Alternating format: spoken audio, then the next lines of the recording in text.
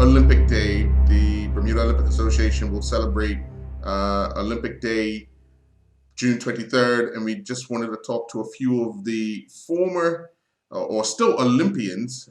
Anyone that's been to the Olympics is an Olympian, regardless of when you competed. Can you just do you remember qualifying for your Olympics? Oh, yes, very definitely, Earl.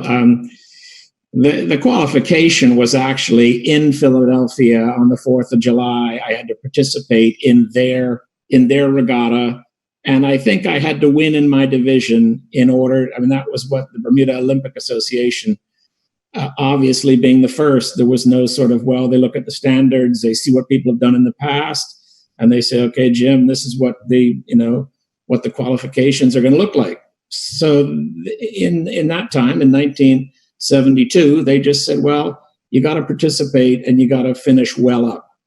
But, when I think of really qualifying was rowing through high school. And I was the shortest person in the crew. In the 8, I was the shortest person.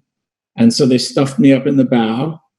And then when I went off to college, Earl, because of my height, I went to Northeastern University, but the height wasn't working. Most of the oarsmen in college were 6 feet or better. In our Ridley crew, most of them were 6 feet, but I was 5'10". And so that's when I took up single sculling. I was very, very fortunate at Northeastern to have what was then the world champion. His name was Jim Dietz. And he is one of so many people that I thank for the opportunity of getting to finally get to go to Munich and represent my country. But the qualification was on a given day in Philadelphia. When you arrive in Munich, you know you're going to the Olympics, but when you arrive, you're there. What are the emotions? What are the feelings once on land there? It was daunting, believe me. The Germans just did the most amazing job in Munich with the city, with the banners, with the accommodations, with the food, everything. It was like the Germans were going to make up to the world for all the atrocities of the past 50 years. And they really, really went all out. So it was daunting. It was intimidating. I remember being in the stadium and wanting to sit down all the time because I had to row in about 2 days.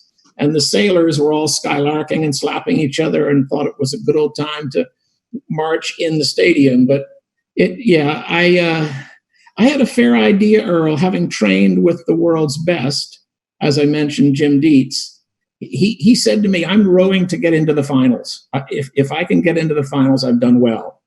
And he was just so much better than I was. So I knew I had a tough road to move along. But it was intimidating, but it was a wonderful, wonderful experience. And the Russian that won was a humbling experience because when I looked at his equipment, I thought he doesn't have the best equipment here. He's just the best oarsman, and he's got the gold medal around his neck.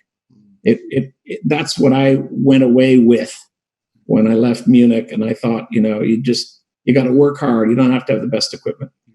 Once you completed your event and you get a chance to reflect whilst there, what some of the things you were thinking about or able to do that would make you feel I am a part of one of the world's biggest events?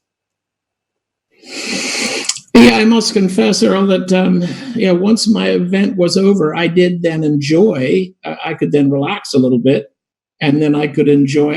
I stayed basically with the rowing, so I would go out to the rowing course over the next 2 or 3 days and watch all the other rowing events. I don't remember spending any time in the stadium. I'm not so sure I even had tickets to the track events and stuff. And then I did leave. I left before the terrorism started. I was actually in another part of Germany and turned on the television and saw the whole thing just coming unstuck. And it really, really was so sad the way that whole thing, Germany was trying to do its best. Security, you could see, was not what you would expect for an Olympic Games, nothing like it would be today. after we drove through the gates a few times, they never even stopped us. They would just see us in the car and wave us through. And so, it came to a shattering end with the terrorism act. But as a youngster with the world's best, it was awesome. It really was. It was an amazing experience to see the best in the world. Looking back, now that you've had a chance to evaluate other Olympics, you've been to Olympics to watch your son compete, what would you say will be a lasting memory of the one that you participated in? I guess one of the lasting memories is that Munich was maybe one of the last sort of true amateur events. I mean, I left the residence one day, I think, with an Adidas T-shirt on, and someone said, "You better take that off. You're not allowed to wear any sort of branding or brand naming. That's strictly forbidden." And the guy who I trained with, the guy who I was rowing with, the club used to just quietly give him some money to pay for gas and for food, but it was strictly an amateur. The Olympics were amateur, and now, as we all know, the thing is so changed, and it's a professional sort of endeavor now. But that was a lasting memory, and I guess all the training. The other piece that I reflect on is those many people. We had the most incredible coach at Ridley College. He himself was an Olympic oarsman. And to be trained by him for 3 or 4 years, to race in the States and win, to go over to Henley and race in the Henley Regatta in the UK. We were the first Canadian crew to do it. And so as a coach, he's one who I do remember well as being a significant. I mean, we never would have done, and I never would have done what I did without that sort of mentor and coach.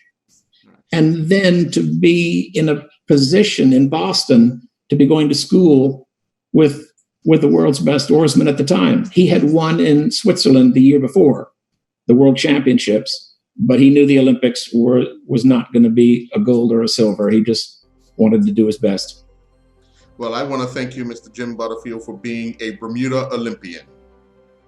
Thank you. Well, I guess that's the other part is, to be able to represent my country, Bermuda, and to the Olympic Association, the Olympians before me and those after me, it's a fraternity that's nice to be a part of. I can tell you that. And I'm appreciative of the Bermuda Olympic Association and all of those people who administer that so the athletes can enjoy themselves. Thank you. Appreciate it.